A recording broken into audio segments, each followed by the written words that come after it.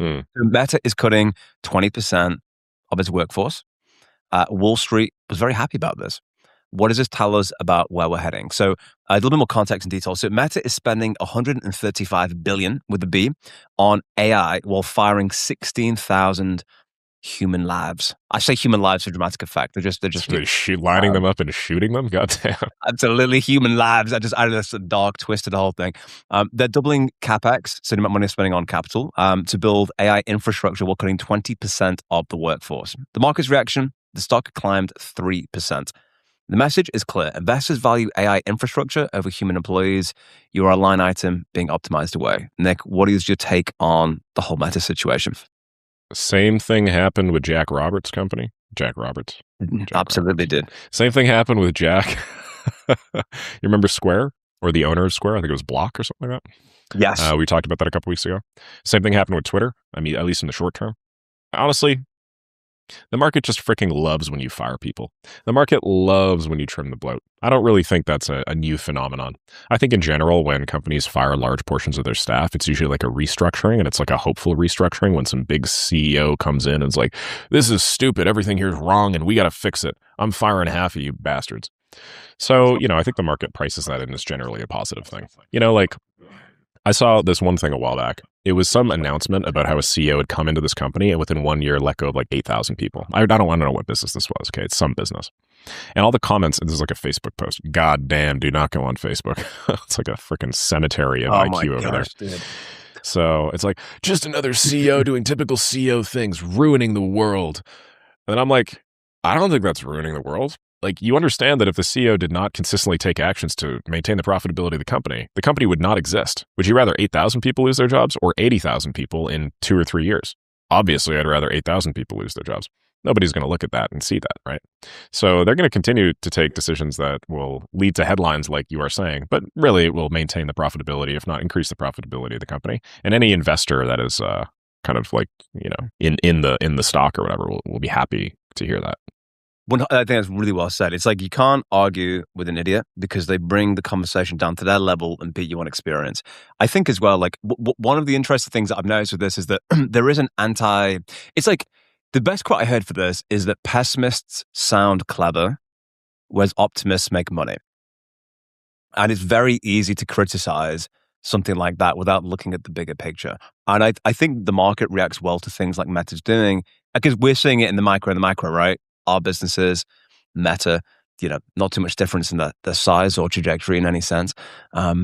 So yeah, I think it's this idea that they must be inputting AI infrastructure and making good positive headway if they're going to go ahead and do this. What was really interesting is that there's a guy called Bill McDermott, who's a CEO of a company called ServiceNow. He was on CNBC, and he thinks that, because if you think of employment, right, like it was always FANG was always the, dude, if you get a job at FANG, you're going to be making 200 to 300K a year, guaranteed. It was a what?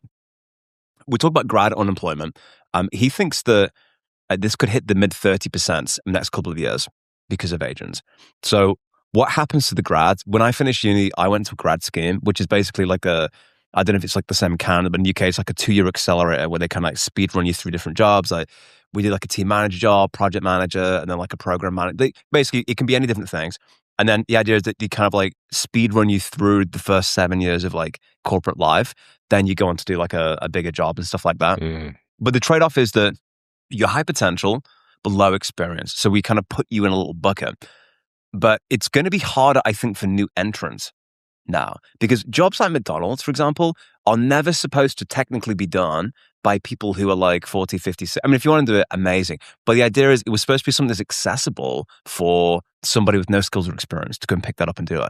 The question comes for grads or people who are the age of 18 to 21, what is their insertion point into this new economy? And I think whether people like it or not, if you want to win, you have to kind of almost become a self-reliant engine and not trust traditional corporate structures any longer, because the volatility is only increasing over time. Agreed. Look, if AI can reach 80th percentile on most economically valuable knowledge work today, and I'm sure that'll be 90th very quickly, 100th, 99.9th, and so on and so forth over the next few years, then what use is a junior hire? There is effectively no use for any junior hires, and that's today. And Mm. so I'm sure very shortly there's going to be like a widespread junior hiring freeze across like all knowledge work. And the reason why is because, it's the seniors that'll actually be able to still add some value. But eventually it'll be not just juniors, then it'll be mid-tier, and then eventually it'll be seniors. And then the only real people left will be like upper management slash, directors who are actually directing these fleets of agents. If you don't want to be a line item that gets excised along with 19% of the rest of your company, you are going to have to develop some sort of, high agency entrepreneurial skill set. You are going to effectively have to run your own business, whatever that is. You are. And it's also, I'm a big believer in flat org structures because there was a really good Harvard Business Review article, which is like the middle management bloat. And have you ever heard of this or not? But the idea was that if you're a senior manager and you're tasked with building a team to achieve an objective, that individual will never hire one person because they're the person doing the work. And then the question is, well, what are you doing? Yeah, If you've got this exactly. person, so they'll always hire 2 people or 3 people. So it's like the incentive structure is such with organizations that it cannot do anything other than create bloat. It's a predetermined factor. So I think small teams, which I think are more fun anyway, to be honest with you, of 3 to 4 people, maybe less, and just leveraging AI is a way more fun thing. Because traditionally, it was always this idea of like the lifestyle business, which is location freedom, time freedom, really great income, but you're not building a performance business that you're going to list on the NASDAQ, right? And that always a trade-off was that's going to be this size, but your performance business could be this size.